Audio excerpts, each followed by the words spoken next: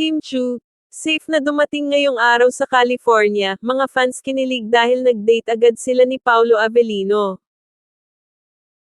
Agad na pinagkaguluhan ng mga fans ang pagdating ni Chinita Princess Kim Chu sa Ontario, California. Sa airport pa lang nga ay pinagkaguluhan na agad ang aktres na sinalubong ng napakaraming fans niya doon na naghihintay na masilayan siya. Ilang minuto lang nang dumating ito sa airport ay trending agad ang mga video clips at mga larawan niya nakuha ng kanyang mga fans. Present na present ang mga Kim Pao squad na para bang matagal nang naghihintay para init na salubungin ang kanilang idolo. Tila nadismaya naman ang ilang mga Kim Pao fans dahil umasa ang mga ito na sasalubungin si Kimi ng kanyang on-screen partner na si Paolo Avellino doon dahil nauna na itong pumuntang California.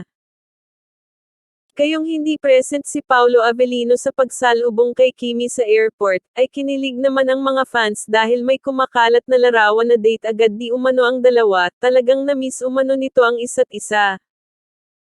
Tila hindi nabakas sa mukha ni Chinita Princess ang pagod na naramdaman nito sa halos 15 hours na biyahe sa eroplano.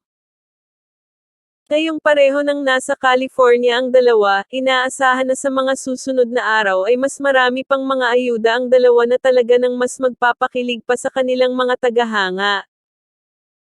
Sa August 3 ay sure na maraming paayuda ang dalawa para sa kanilang mga fans dahil paniguradong bubusugan nila sa kilig ang mga Kim Pao supporters sa kanilang magiging live performance sa Asap Natin To.